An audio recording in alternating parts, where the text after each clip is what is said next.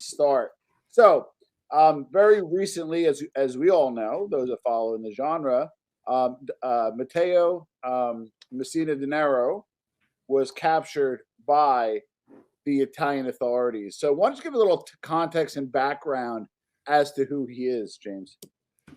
Yeah, I mean, he was a big shot mafioso in Sicily, from the province of Trapani, and the way I framed it in our own podcast, that I do, I talked about the capo di tutti capi, and I don't think he was that, like, formally. I don't think that I was a agree. formal title, but I think that for all intent and purpose, up until he was captured, he was the most important and the most powerful mafia boss in Sicily, and he comes from a very prestigious or good mafia pedigree. His father was also a big shot mafioso, and he's been on the lam. Denaro's been on the lam for around 30 years, and he really, I think the origins of his power, not only his pedigree, but the fact that he and his father, they sided with Totorina Yep. during the second Great Mafia War, which I know that you've had Totorina's son on, which was a really big deal. That was a fun episode, and they sided with Totorina, so they put them in a position of great power, and so the power really shifted from Palermo to Corleone and the allies of the Corleonese, and people like Denaro.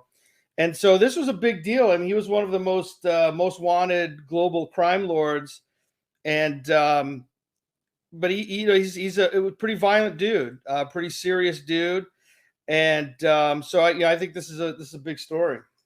Well, you provide great context, but I want to go like one step further because I don't want to gloss over the fact that Reina took control from the Palermitani was a very big deal, right? People like the five families and other stuff into maybe 26 cities.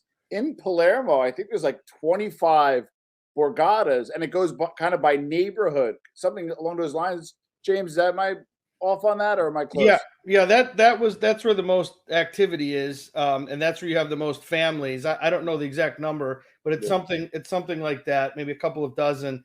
yeah, And yeah, it's that it makes sense too, because that's the capital. That's where most of the yep, commerce is, and yep. so you have the ports there. So it makes sense. And traditionally, that was the threshold of power, and so it was a big deal politically, geopolitically, when Yes. the Corleonese challenged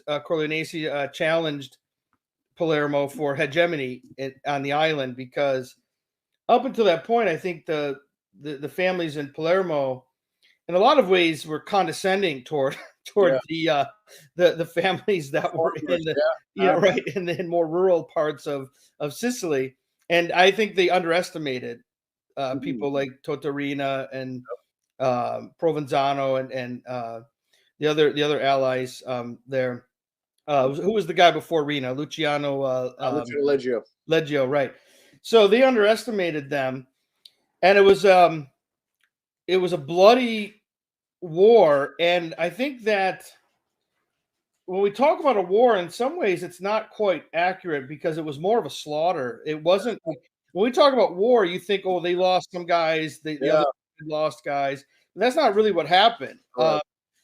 Totorina and his allies, I mean, they wiped out just about everyone. I don't think they even took one casualty on their side, to be Yep. honest. I have to Yep. double check that, but I don't think they did.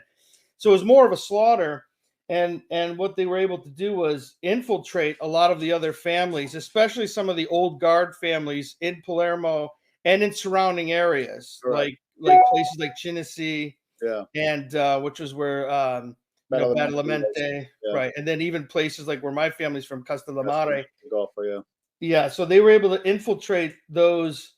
I think they were able to convince medium, and lower ranked mafiosi, soldati in those families to um, turn against the old bosses. And